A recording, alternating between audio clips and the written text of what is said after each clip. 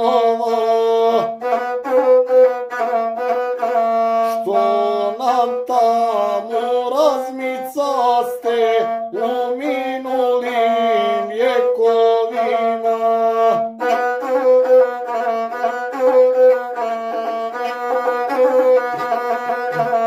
Kad me zvuci s vaših struna u daleku prošlost vrate,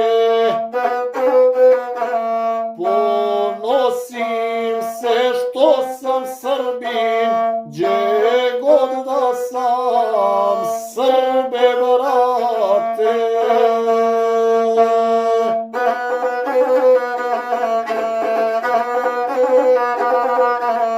Vas orod jedro zdravlja, lijepijeg crta lica.